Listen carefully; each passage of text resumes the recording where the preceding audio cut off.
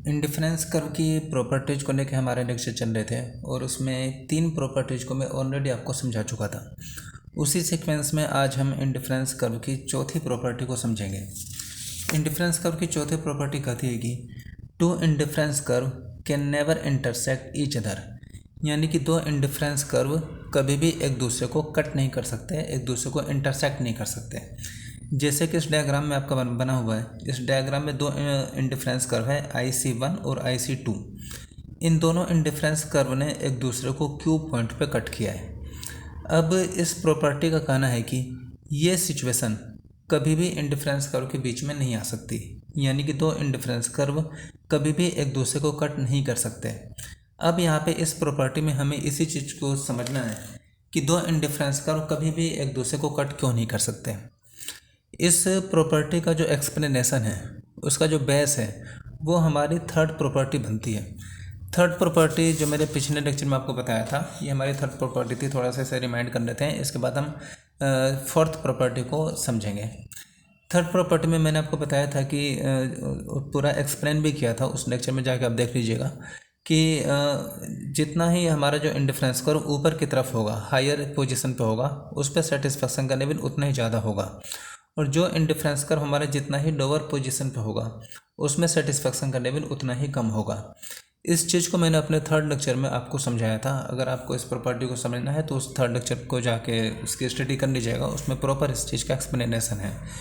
तो third property में जो हमने समझा था कि हायर इंडिफरेंस कर्व हमें हायर लेवल का सेटिस्फेक्शन देता है और लोअर इंडिफरेंस कर्व हमें लोअर लेवल का सेटिस्फेक्शन देता है। इसी कॉन्सेप्ट के आधार पे हम चौथी प्रॉपर्टी को समझेंगे। तो आइए हम चौथी प्रॉपर्टी की जो कंडीशन है उसको समझ लेते हैं। इस चौथी प्रॉपर्टी के अकॉर्डिंग ये जो ग्राफ है, इसमें दो इंडिफरेंस कर्व है IC1 और IC2। इन दोनों ने एक दूसरे को Q पॉइंट पे कट किया है। अब इस प्रॉपर्टी का ये कहना है कि इंडिफरेंस कर्व में ये सिचुएशन हमारी कभी नहीं बन सकती, यानी दो इंडिफरेंस कर्व कभी भी एक दूसरे को कट नहीं कर सकते। अब इसी बात को हमें समझना है कि दो इंडिफरेंस कर्व एक दूसरे को कभी भी कट क्यों नहीं कर सकते। इसको दो तरीके से एक्सप्लेन किया जा सकता है। यहाँ पे हमने दो पॉइंट लिए हैं, एक P पॉइंट है, एक हमारा R पॉइंट है, और बीच में Q पॉइंट है, जहाँ पे दोनों इंडिफरेंस कर्व ने एक दूसरे को कट किया है। अब इसके पीछे के रीजन को समझने के लिए कि ऐसा क्यों नहीं हो सकता, क्यों ऐसा पॉसिबल नहीं है, इसको दो तरीके से एक्सप्लेन किया जाता है। पहले कंडीशन में हम एक्सप्लेन करने के लिए दो पॉइंट को हम लेंगे P और R को, और इसके बाद सेकंड एक्सप्लेनेशन में हम Q पॉइंट को लेकर सेकंड एक्सप्लेनेशन करेंगे।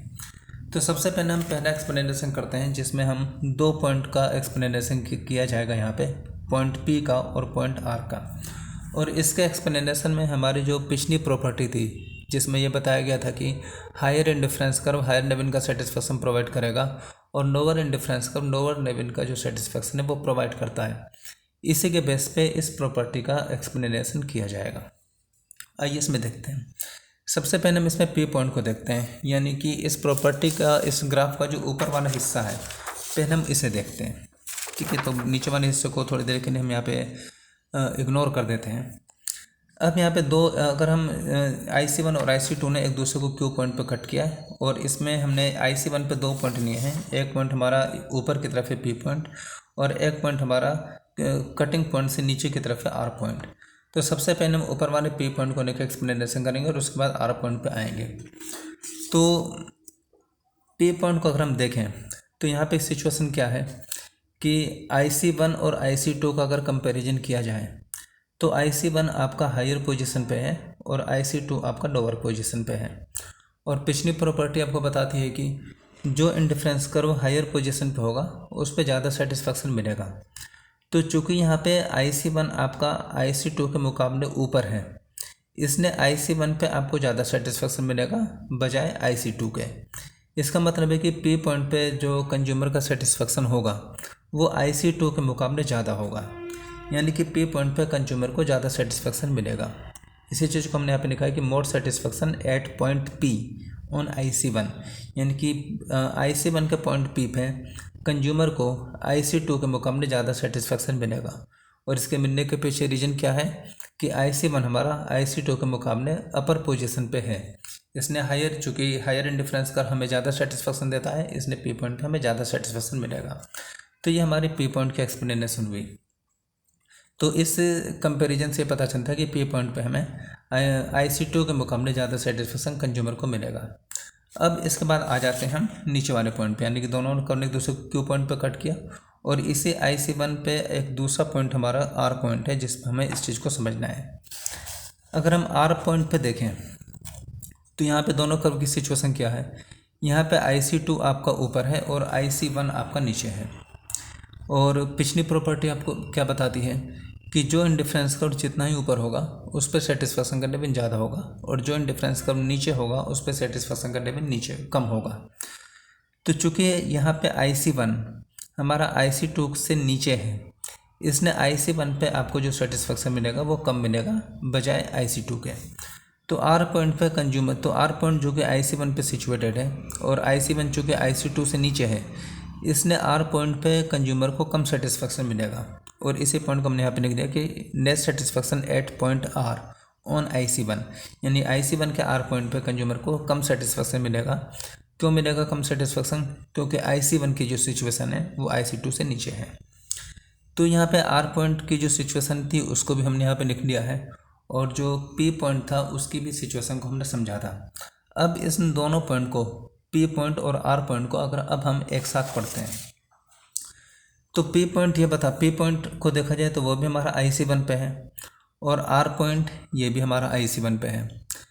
पी पॉइंट आपको ये बताता है कि पी पॉइंट पे कंज्यूमर को ज़्यादा सेटिस्फेक्शन मिलेगा, और इसी कर्व के और IC1 का ही जो आर पॉइंट है वो ये बता रहा है कि कंज्यूमर को कम सेटिस्फेक्शन मिलेगा, जबकि IC1 में ये सिचुएशन पॉसिबल ही नहीं है। क्योंकि इंडिफरेंस कर्व की कंडीशन क्या है कि अगर हम दो प्रोडक्ट के कॉम्बिनेशन से अगर हम इंडिफरेंस कर्व को ड्रॉ करते हैं तो इंडिफरेंस कर्व के उनसे, तो किसी एक सिंगल इंडिफरेंस कर्व के सभी पॉइंट पे एक सेम डेविन का जो सेटिस्फेक्शन है वो हमें बनता है, और उसी आधार पे जो इंडिफरेंस कर्व है वो ड्रॉ किए जाते हैं। इसी आधार पे हमारी टेबल बनाई जाती है और उसी आधार पे हमारे जो इंडिफरेंस कर्व है वो ड्रॉ किए जाते हैं। तो IC1 पे एक सेम डेविन का सेटिस्फेक्शन मिलना चाहिए, लेकिन यहाँ पे हो क्या रहा है कि पी पॉइंट पे तो हमारा जो सेटिस्फेक्शन का लेवल है उसे हम ज़्यादा बता रहे हैं, और क्यू पॉइंट पे हम सेटिस्फेक्शन का लेवल हम कम बता रहे हैं। और पी पॉइंट और आर पॉइंट दोनों IC1 पे ही स्थित हैं, और इंडिफरेंस कर्व में ये इम्पॉसिबल है कि कोई एक इंडिफरेंस कर्व दो अलग अलग लेवल के सेटिस्फेक्शन को बताना चालू कर दें, क्योंकि इंडिफरेंस कर्व हमारा इसी आधार पे खींचा जाता है कि इंडिफरेंस कर्व पे हम सेम लेवल का सेटिस्फेक्शन मिलेगा, और उसी सेम लेवल के सेटिस्फेक्शन को ध्यान में रखते हुए इंडिफरेंस टेबल बनाई जाती है, और उस टेबल से हमारा इंडिफरेंस कर्व खींचा जाता है। इसलिए एक इंडिफरेंस कर्व का हर एक पॉइंट, किसी भी पॉइंट पे आपको सेम लेवल का सेटिस्फेक्शन मिलता है। जबकि यहाँ पे क्या हो रहा है कि पी पॉइंट आपको ज़्यादा सेटिस्फेक्शन को दिखा रहा है और आर पॉइंट आपको कम सेटिस्फेक्शन को दिखा रहा है, जो कि इंडिफरेंस कर्व में पॉसिबल ही नहीं है, क्योंकि इंडिफरेंस कर्व हमेशा सेम लेवल के सेटिस्फेक्शन को बताता है। अब यहाँ पे क्वेश्चन बनता है कि ये कंडीशन हुई कैसे आगे, यानी कि एक ही इंडिफरेंस कर्व पे दो पॉइंट दो अलग अलग लेवल के सेटिस्फेक्शन को क्यों बताना चालू कर दिया। उसका रीज़न ये है कि दोनों इंडिफरेंस कर्व ने एक दूसरे को क्यू पॉइंट पर कट किया, यानी कि शुरुआत में IC1 हमारा ऊपर था और धीरे धीरे इसने क्यू पॉइंट पे IC2 को कट किया, और कट करने के बाद ये IC2 से नीचे चला गया। तो कटिंग पॉइंट से पहले तो हमारा IC1 ऊपर की तरफ है, और कटिंग पॉइंट के बाद हमारा IC1 जो है वो IC2 के नीचे पहुंच जाता है, और इसी वजह से IC1 का जो एक पॉइंट है उसने ज़्यादा सेटिस्फेक्शन को और दूसरे पॉइंट ने कम सेटिस्फेक्शन को दिखाना चालू कर दिया, जो कि इंडिफरेंस कर्व में पॉसिबल ही नहीं है। इसलिए यह कहा जाता है कि दो इंडिफरेंस कर्व कभी भी एक दूसरे को कट नहीं कर सकते, क्योंकि कट करने का मतलब है कि कट करने के बाद एक इंडिफरेंस को दूसरे इंडिफरेंस कर्व के दूसरी साइड में चला जाएगा। ठीक है, जैसे IC1 यहाँ पे ऊपर था तो IC1 ने IC2 को कट किया, तो कट करने के बाद वो IC2 से नीचे पहुँच गया। तो जब तक वो ऊपर था वो ज़्यादा सेटिस्फेक्शन को शो कर रहा था, और कट करने के बाद जैसे IC1 नीचे पहुँचा IC2 से, फिर IC1 ने कम लेवल के सेटिस्फेक्शन को शो करना चालू कर दिया। तो अगर इंडिफरेंस कर्व कट करेगा किसी दूसरे इंडिफरेंस कर्व को सॉरी, तो एक ही इंडिफरेंस कर्व अलग अलग लेवल के सेटिस्फेक्शन को बताना चालू कर देगा, जो कि पॉसिबल ही नहीं है। इसीलिए ये कहा जाता है कि दो इंडिफरेंस कर्व कभी भी एक दूसरे को कट नहीं कर सकते। तो एक तो एक्सप्लेनेशन इस प्रॉपर्टी का था जिसमें हमने पी पॉइंट और आर पॉइंट को लिया। दूसरा एक्सप्लेनेशन हम क्यू पॉइंट को लेके दे सकते हैं जहाँ पे दोनों इंडिफरेंस कर्व एक दूसरे को कट कर रहे हैं।